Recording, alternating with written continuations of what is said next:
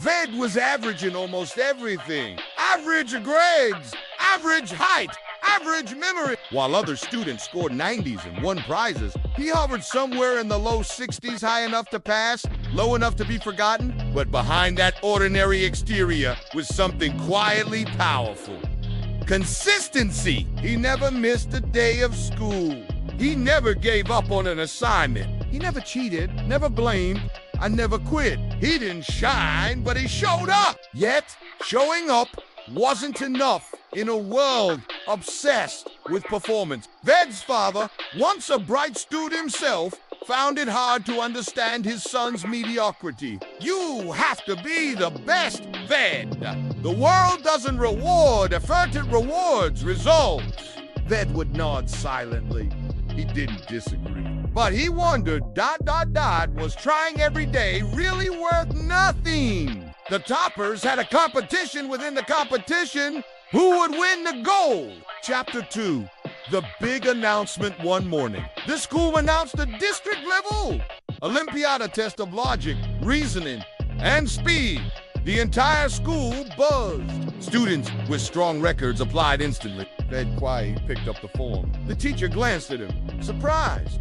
"You sure you want to try?" He nodded. Not because he thought he'd win, but because he believed trying mattered. He didn't tell his father. He didn't want another disappointed look. Instead, he borrowed books from the library, downloaded sampled papers on his old phone, and practiced late at night when the house was quiet. Chapter 3. Silent preparation every evening. After finishing homework, Ved would sit by the window with a stopwatch and timer. The questions were hard. His mind stumbled often, but he kept going. When other students posted their achievements online, Ved stared at a blank paper, trying to solve one puzzle for hours. He failed more than he succeeded, but every day he got a little better. One evening, his mother walked in quietly and placed a cup of tea beside him. "Come, Sabzalago, Ved," she said softly. Hundreds of students from multiple schools poured into the examination center. Ved came with just a pen, a pencil, and his quiet determination. Jitten whale raws nahi jeet dash te da da parhar mon whale kabi nahi. It was the first time someone said something that felt like hope. Chapter 4. The day of the test. The Olympiad day arrived. Some wore new uniforms. Some came with me. The paper was as difficult as they wore. He skipped the hard questions, focused on what he knew, and didn't panic. Others rushed. Some even walked out midway. Ved stayed till the end, checked every answer twice, walked out silently. He didn't feel like he had one, but he knew he had done better than ever before. Chapter 5.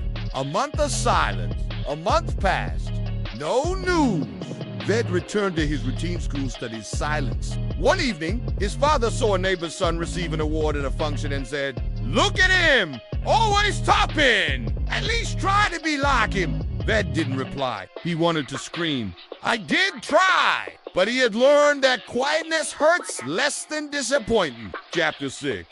The letter one afternoon. During lunch break, the principal walked into Ved's class. With him was a sealed envelope. "Ved Sharma," he said. "This is for you." Then, again, everyone turned. Ved stood, confused. He hadn't won anything before. The teacher looked stunned. Even the toppers looked impressed. Inside the envelope was a certificate that read, "District Olympiad Silver Medal Winner, Ved Sharma." Ved blinked. He hadn't topped, but he had placed second out of 700 students. For the first time, the class clapped for him. But Ved, he didn't smile. He was still processing what it meant to be seen.